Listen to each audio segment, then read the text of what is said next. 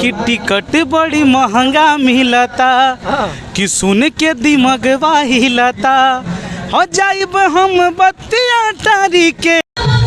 नमस्कार दोस्तों, मैं हूं आपका दोस्त अभिषेक और आप सभी का स्वागत है आपके अपने इस यूट्यूब चैनल में। और अभी हम सत भोजपुरी के गायक मनुअल बेला जी मौजूद हैं। आइए हम जानते हैं, सबसे पहले जानना चाहेंगे कैसा लग रहा है आपको भैया जी?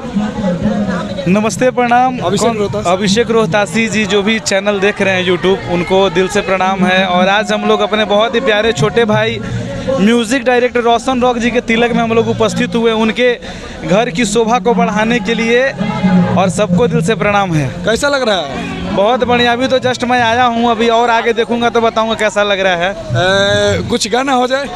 अब गाना उधर तो चलिए रहा, अभी सुनाई देगा। फिर भी थोड़ा नहीं भैया, थोड़ा भी गाना गाने वाले वहाँ पे हम गाएंगे अभी गाना भी स्टेज पे। थोड़ा सा गुनगुना दीजिए।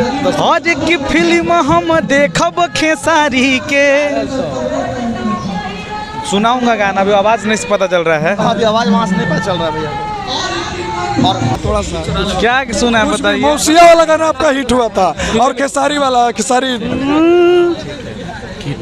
कि टिकट बड़ी महंगा मिलता कि सुन के दिमगवा हिलता हो जाइब हम बत्तियां टारी के फिल्म हम देखब खेसारी के।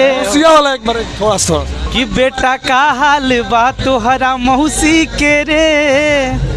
चलिए, और इनके चैनल को आप लोग खूब प्यारा आशीर्वाद दिए, सब्सक्राइब दिए। सबको दिल से लव यू, प्रणाम।